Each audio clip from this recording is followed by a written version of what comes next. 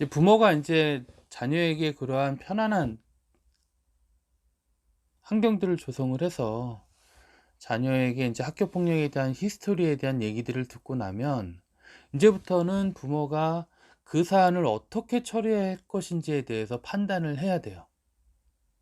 기본적으로 자녀가 피해 당한 학교 폭력의 가해 학생의 연령대가 어떻게 되는지, 그리고 학교 폭력의 유형은 어떤 것인지, 그리고 혹시 가해 학생이 여러 명인지, 집단으로 만약에 폭행을 당했는지에 대한 여부, 그리고 학교 폭력이 지속적이었는지를 판단을 해야 되고, 그리고 그러한 학교 폭력으로 인해서 우리 자녀가 신체적, 정신적 피해는 어떻게 되는지를 갖고 종합적으로 검토를 해서 부모들이 판단을 해야 됩니다. 물론 당연히 학교 폭력이 발생이 되면 학교에 신고를 해야 되는 것은 맞죠. 맞고, 그리고 학교 신고뿐만이 아니라 이거를 교육지원청에서 운영하는 학폭위까지 개최를 할 것이냐에 대한 결정은 부모와 피해 자녀가 협의를 해서 진행을 하시되, 아까 제가 말씀드렸던 각각의 요건들에 대해서는 부모가 전체적으로 한 번 더 종합적인 검토가 필요할 것 같아요. 보통 이제 상담을 하다 보면 피해 부모들이 저한테 그렇게 물어보는 경우들이 있어요. 우리 자녀가 신체 피해가 굉장히 극심한데 경찰에 고소를 해야 되냐 말아야 되냐에 대해서 저의 의견을 물어보는 경우들이 있는데, 저는 개인적으로는 음 전치 2주 이상의 어떤 신체적 피해가 발생이 되면 경찰 고소와 학폭위 개최 요구를 저는 동시에 병행하는 게 훨씬 더 수월하지 않을까, 더 합리적이지 않을까라는 생각이 들어요. 왜냐하면 여러분들도 이제 학교에 가서 이제 경험을 하시겠지만, 학교는 강제 조사권이 없기 때문에 가해 학생들에게 진술을 강요할 수가 없어요. 그러다 보니까 가해 학생들이 허위 진술을 하는 경우들이 많거든요. 그런데 경찰이라는 공권력에 신고를 해서 경찰 조사가 진행이 되면 요거는 조금 다른 의미예요. 학교는 강제 조사권이 없기 때문에 아무래도 가해 학생들이 그 사실을 교묘하게 이용하는 부분들이 있는데, 경찰은 사실은 공권력이다 보니까 강제 조사권이 있고, 그리고 그런 위압감 때문에 학교 조사하고는 다르게 진술할 가능성이 높아요. 요런 어떤 실체적 진실을 다가가는 데 있어서는 경찰 조사가 일정 부분 도움이 될 거라고 저는 생각을 하고 있고요. 그리고 학폭위와 경찰 조사가 같이 병행해서 진행이 될 경우에 그런 경우들이 있어요.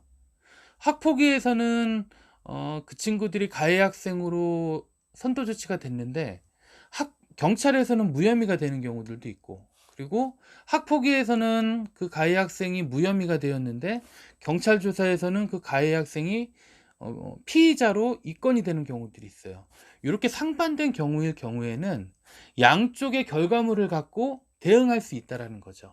예를 들어서 학교 쪽에서는 무혐의가 됐으면, 아니 경찰 조사에서 피의자로 입건이 돼서 진행되는데 이게 왜 무혐의냐라고 문제 제기를 할 수도 있고, 마찬가지로 경찰 조사에서 그 무혐의가 됐으면 학폭위 조사의 결과물을 갖고 다시 한 번 더 경찰 쪽에 얘기할 수 있는 그런 사항들이 될 수 있어서, 제가 보기에는 좀 더 전략적으로 활용한다라고 하면 경찰 조사와 학폭위 신고를 병행하는 게 나중을 위해서 좀 더 수월하지 않을까, 저는 개인적으로 그렇게 생각을 해요.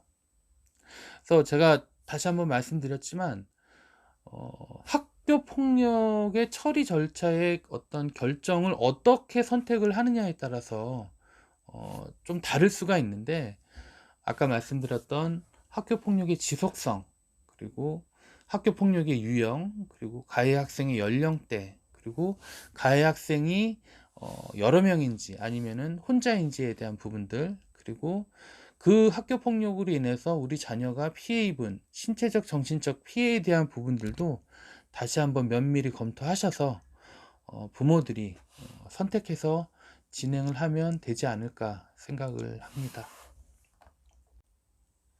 사실은 제가 이렇게 뭐 여러 가지 사항들을 종합적으로 검토해야 된다라고 말씀을 드리지만, 부모 입장에서는 사실 그 시간 자체가 절대 쉬운 시간은 아니에요. 굉장히 고통스러운 시간이기는 해요.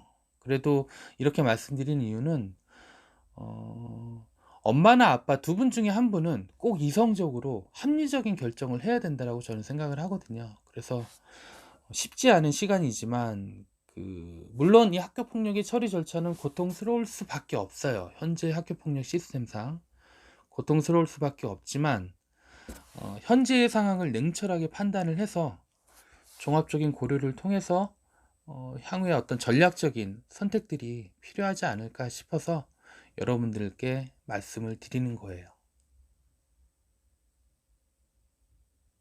감사합니다.